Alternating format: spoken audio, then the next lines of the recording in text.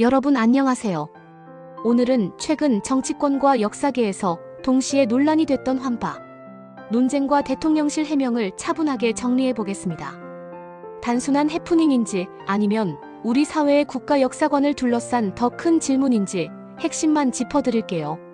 1부 논란의 시작 대통령의 한마디. 지난 12일 이재명 대통령이 동북아역사재단 업무보고를 받던 중 이렇게 말합니다. 환파 논쟁 있죠? 여기서 말하는 환파 논쟁이란 주류 역사학계가 위서가짜 역사서로 규정한 환단고기를 둘러싼 오랜 논쟁을 말합니다. 당시 박지양 동북아역사재단 이사장은 분명하게 답합니다. 환단고기는 위서로 판명됐습니다. 그런데 대통령은 여기서 한 번 더 되묻습니다. 환단고기는 문헌이 아닌가? 이 짧은 질문 하나가 정치권과 온라인을 뜨겁게 만들었습니다. 야권에서는 곧바로 이렇게 지적합니다. 대통령이 환단고기를 실제 역사문헌으로 인식하는 것 아니냐? 2부 환단고기란 무엇인가? 여기서 잠깐 환단고기를 모르는 분들을 위해 짚고 가야 합니다. 환단고기는 고조선 이전의 상고사를 다뤘다고 주장되는 책이지만 주류 역사학계에서는 근대에 만들어진 위서로 보고 있습니다. 반면 일부에서는 이 책을 근거로 한민족이 수만 년 전부터 존재했다. 고대 한반도가 대륙을 지배했다 같은 주장을 펼치기도 합니다. 이런 주장에 빠졌다는 의미로 생긴 말이 바로 환파입니다. 즉, 이 주제는 이미 학계에서는 결론이 난 사안이라는 인식이 강합니다. 그래서 대통령의 질문이 더 민감하게 받아들여진 겁니다. 3부 대통령실의 공식 해명. 논란이 커지자 대통령실이 14일 공식 입장을 밝힙니다. 대통령실 김남준 대변인의 핵심 발언은 이렇습니다. 대통령의 환단고기 관련 발언은 이 주장에 동의하거나 연구나 검토를 지시한 것이 아니다. 즉, 환단고기를 인정한 것도 아니고 연구하라고 지시한 것도 아니다 라는 점을 분명히 한 겁니다. 대통령의 질문은 특정 사료에 대한 옹호가 아니라 국가의 역사관이 제대로 정립돼 있는가를 점검하는 과정이었다는 설명입니다. 4부 김남준 대변인의 추가 설명. 김남준 대변인의 브리핑은 여기서 한 걸음 더 나아갑니다. 그는 이렇게 말합니다.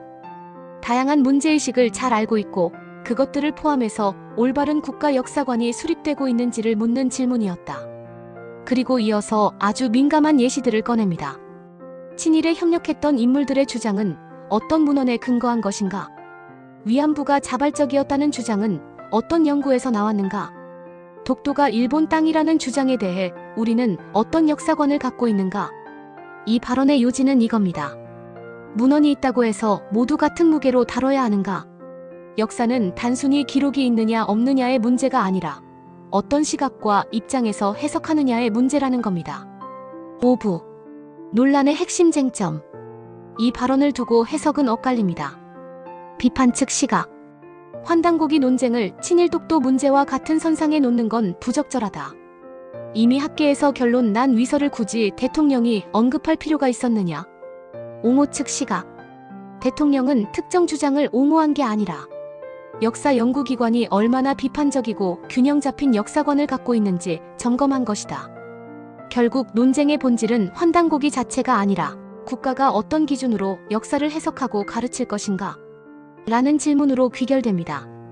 6부 정리와 마무리. 대통령실은 브리핑 직후 다시 한번 공지를 냅니다. 환단고기 관련 발언은 동의나 연구 지시가 아니다. 논란을 조기에 차단하려는 의도가 분명해 보입니다. 이번 사안을 통해 드러난 건 3가지입니다. 1. 역사 문제는 여전히 한국 사회에서 가장 민감한 정치 이슈 중 하나라는 점. 2. 대통령의 질문 한마디도 강력한 정치적 메시지로 해석될 수 있다는 점. 3. 국가 역사관은 자유로운 토론과 학문적 검증 사이에서 늘 긴장 관계에 있다는 점. 여러분은 어떻게 생각하시나요? 대통령의 질문은 문제 제기였을까요? 아니면 불필요한 논란의 씨앗이었을까요?